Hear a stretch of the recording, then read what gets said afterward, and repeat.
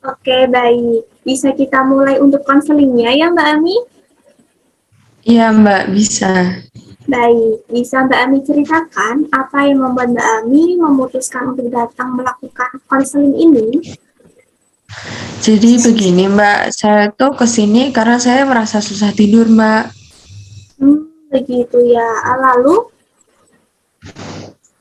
Iya Mbak, saya tuh mengalami susah tidur yang cukup mengganggu menurut saya. Saya tuh merasa ini terjadi setelah saya sudah masuk kuliah kembali secara online, di mana tugas-tugas itu tuh diberikan secara bersamaan sehingga saya harus segera mengerjakan hingga tengah malam bahkan dini hari. oke, sudah berapa lama Mbak Ami mengalami susah tidur ini? Akhir-akhir ini Mbak sudah 1 sampai 2 bulan. Jadi, setelah masuk kuliah online kembali, Mbak Ami mengalami susah tidur. Begitu ya, Mbak? Iya Mbak, benar sekali. Kalau boleh tahu bagaimana perasaan Mbak Ami ketika dalam situasi seperti ini, Perasaannya ya jadi kacau Mbak, jam tidur saya jadi tidak beraturan. apa yang Mbak Ami maksud dengan perasaan kacau ini, Mbak? Ya karena dengan mengerjakan tugas bersamaan hingga tengah malam di depan laptop berjam-jam, mata saya tuh kadang suka sakit, kepala pusing, pola tidur saya juga jadi berubah drastis gitu Mbak. Apakah hal tersebut membuat Mbak Ami yakin bahwa Mbak Ami menjadi susah tidur? Iya Mbak. Mungkin Mbak Ami merasa kacau dengan tugas-tugas online karena Mbak Ami belum terbiasa dengan metode perkuliahan yang sebelumnya offline, kemudian sekarang beberapa aktivitas harus dilakukan secara online. Seperti tugas kuliah Mbak Ami ini. Iya Mbak, betul. Sekarang dengan kondisi yang apa-apa serba online seperti ini, semua tugas yang diberikan langsung saya kerjakan supaya tidak menumpuk. Tapi nyatanya tetap aja Mbak, ada yang numpuk. Oke, baik. Mbak Ami mengatakan bahwa langsung mengerjakan tugas yang diberikan supaya tidak menumpuk. Akan tetapi, Mbak Ami juga merasakan kacau dengan tugas-tugas yang diberikan. Entahlah saya juga bingung Mbak. Saya perhatikan dari tadi, ketika kita memulai sesi pada hari ini, Mbak Ami tampak lesu, tidak bersemangat ya. Apakah ada pertanyaan atau pernyataan saya yang kurang berkenan? Iya Mbak, maaf saya kurang tidur lagi Mbak, semalam banyak tugas yang harus saya kerjakan. Oke, baik Mbak. Tetapi saya tersanjung dengan Mbak Ami karena telah meluangkan waktu dan sudah berbagi perasaan dengan saya.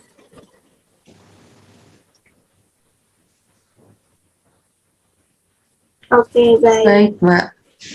Saya dulu juga begitu Mbak, tidak sama persis, namun secara garis besar tidak jauh berbeda. Saya pernah mengalami susah tidur karena harus mengejar deadline.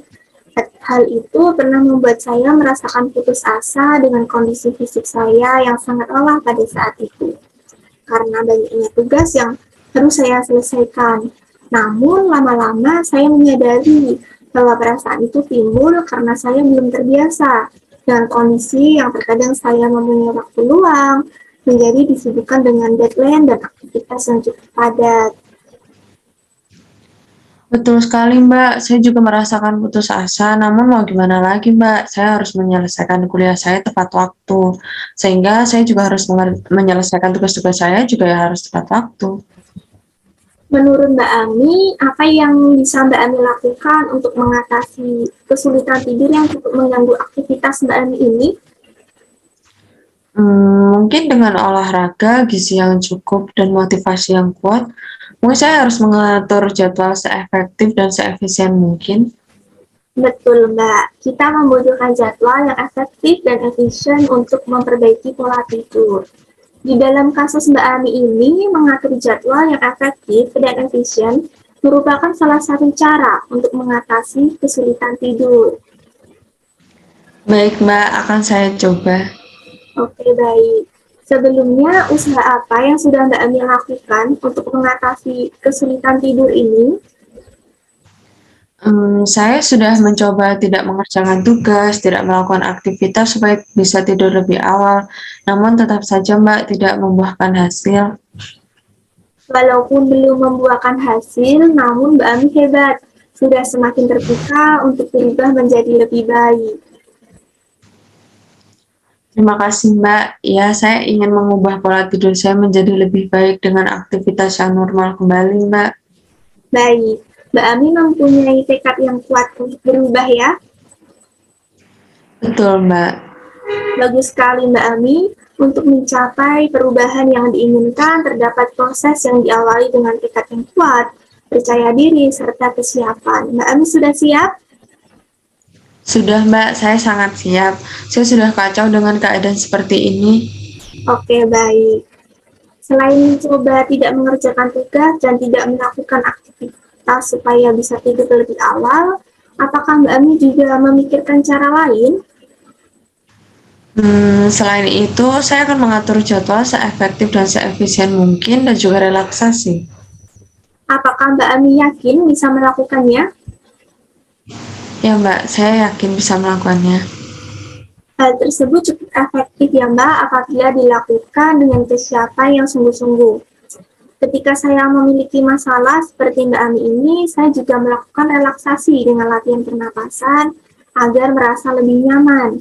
Sehingga saya juga bisa mengatur jadwal kegiatan dengan efektif dan efisien. Bagaimana dengan Mbak Ami?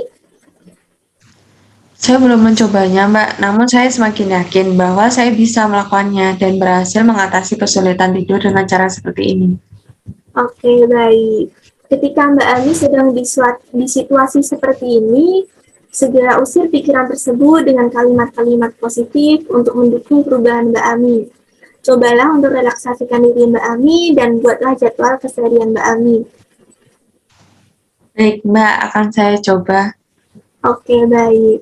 Kalau begitu, saya akan memberikan pekerjaan rumah untuk Mbak Ami untuk segera memulai proses perubahan dan harapan Mbak Ami ke depannya. Mbak Ami bisa melaporkan proses yang telah dilakukan dengan menghubungi kontak biro kami ya Mbak. Baik Mbak, siap. Baik, konseling kita pada hari ini sudah selesai ya Mbak. Apakah ada yang ingin ditanyakan atau ingin diceritakan? Tidak ada lagi Mbak, sudah cukup. Baik, untuk konseling berikutnya nanti kita jadwalkan kembali ya Mbak. Terima kasih Mbak Ami. Terima kasih Mbak.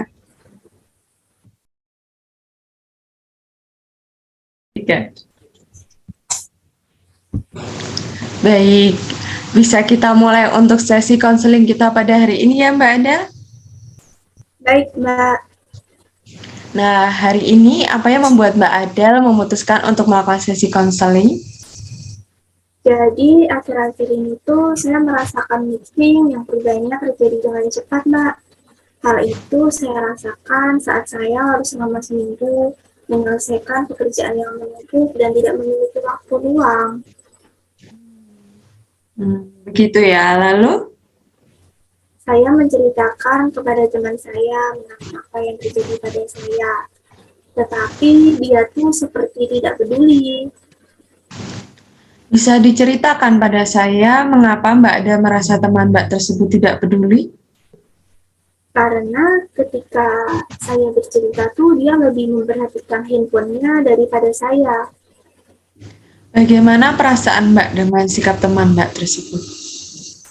Ya, saya kecewa ya Mbak dengan respon yang dia perlihatkan kepada saya. Mbak Adel kecewa dengan respon yang diberikan oleh teman Mbak yang tidak seperti Mbak Adel harapkan ya? Betul Mbak, padahal saya hanya ingin dia tuh perhatikan cerita saya aja. Mungkin Mbak Adel tidak menangkap respon yang dikatakan teman Mbak dengan baik? Tidak menangkap respon dengan baik? Sepertinya tidak. Entahlah, maksud saya, harusnya dia dapat lebih perhatian pada saya. Saya kan sedang merasa tidak baik-baik saja. Saya perhatikan Mbak Ada seperti tidak nyaman dengan saya. Apakah ada pertanyaan atau pernyataan yang tidak berkenan, Mbak? Iya Mbak, sebenarnya saya kurang nyaman bercerita mengenai masalah yang saya alami dengan Mbak. Tapi saya juga bingung harus bercerita dengan siapa lagi. Baik, saya pun merasa tidak nyaman jika Mbak sendiri tidak nyaman dengan saya. Tetapi saya tersanjung dengan Mbak Ade jika Mbak bersedia bercerita dengan saya apa yang sedang Mbak rasakan secara lebih nyaman lagi. Baik, Mbak. Oke, baik. Mbak Ade tadi mengatakan bahwa seharusnya teman Mbak lebih perhatian dengan Mbak ya, tetapi Mbak merasa ragu dengan perasaan Mbak. Entahlah, saya semakin bingung dan ragu dengan perasaan saya. Saya orang yang senang jika diperhatikan oleh orang lain, terutama teman baik saya, dan apalagi ketika sedang mengalami swing seperti sekarang ini. Sehingga saya selalu berusaha agar orang lain dapat memperhatikan saya. Jadi bisa dikatakan ya, Mbak Ada senang jika diperhatikan oleh teman baik Mbak, apalagi saat keadaan Mbak yang sedang tidak baik ya. Yang artinya teman Mbak haruslah memberi perhatian penuh kepada Mbak. Benar, Mbak. Saya sadar. Saya senang jika dia memberi perhatian secara penuh terhadap saya. Walaupun sebenarnya saya tidak nyaman juga dengan kondisi saya saat ini. Jika nantinya dia lebih membuat jarak kepada saya. Menurut Mbak, apa yang bisa Mbak Ada lakukan untuk mengatasi hal itu? Dengan berpikir positif mengenai teman saya, melihat situasi teman saya atau orang lain, serta menanyakan kesediaan teman saya sebelum bercerita mungkin. Betul Mbak, seringkali kita tidak bisa berpikir positif ya, tidak melihat situasi orang sekitar, serta bertanya terlebih dahulu kepada mereka karena keadaan kita yang sedang kacau. Dalam kasus Mbak Adel, hal tersebut merupakan cara yang dapat dilakukan untuk dapat menurunkan kesalahpahaman. Baik, saya akan mencobanya, Mbak. Baik, hal-hal tersebut cukup efektif apabila dilakukan dengan sungguh-sungguh. Ketika saya memiliki masalah yang serupa dengan Mbak Adel, saya juga melihat situasi orang sekitar saya terlebih dahulu dan menanyakan keadaan mereka, kesediaan mereka untuk mendengarkan cerita saya. Dan ya, saya berhasil dalam melakukannya dan kesalahan pahaman tidak terjadi lagi, Mbak. Oh ya, wah, ini membuat saya menjadi semakin yakin, Mbak, untuk bisa melakukannya dan bisa berhasil seperti Mbak. Bagus sekali Mbak, semangat Mbak Adia luar biasa. Jika suatu saat saya tidak yakin atau tidak dapat melakukan hal tersebut, maksud saya pasti semua orang pernah seperti itu. Apa yang harus saya lakukan, Mbak? Ya, kadang-kadang kita bisa dihadapkan pada situasi seperti itu. Jika Mbak sedang ada dalam posisi itu, coba Mbak ingat kembali hal-hal yang memotivasi Mbak melakukan cara tadi. Biasanya ketika ada di posisi tersebut, perilaku-perilaku yang menyebabkan masalah itu akan muncul. Misal, kita sedang dalam keadaan kacau dan tidak sengaja melakukan kesalahan yang sama. Jika itu terjadi, coba Mbak segera menarik nafas dan lebih menenangkan diri dengan memberi jeda terlebih dahulu sebelum berhadapan dengan teman Mbak. Katakanlah pada diri Mbak, tenang dan pelan-pelan. Baik, akan saya coba, Mbak. Saya akan terlebih dahulu menarik nafas dan menenangkan diri. Sembari berkata pada diri sendiri untuk tenang dan pelan-pelan. Saya pasti bisa. Baik, saya akan memberi pekerjaan rumah untuk Mbak Adel untuk seminggu ke depan ya, yaitu dengan mencoba menarik nafas dan mencoba untuk menenangkan diri sembari mengucapkan pada diri sendiri untuk tenang dan pelan-pelan ya Mbak. Setelah hal itu bisa Mbak lakukan, Mbak bisa mencoba nih cara selanjutnya, yaitu dengan melihat situasi orang sekitar dan menanyakan kesediaan mereka terlebih dahulu. Nah, Mbak Adel bisa melaporkannya nih bagaimana proses yang telah Mbak lakukan dengan menghubungi nomor WhatsApp biro kami. Baik, Mbak, saya mengerti. Baik, apakah ada ingin diceritakan lagi, Mbak? Tidak ada, Mbak. Baik, konseling kita pada hari ini kita tutup ya Mbak Adel. Nanti kita dapat menjadwalkan lagi sesi konseling kita selanjutnya. Terima kasih Mbak Adel, selamat berproses. Baik Mbak, terima kasih.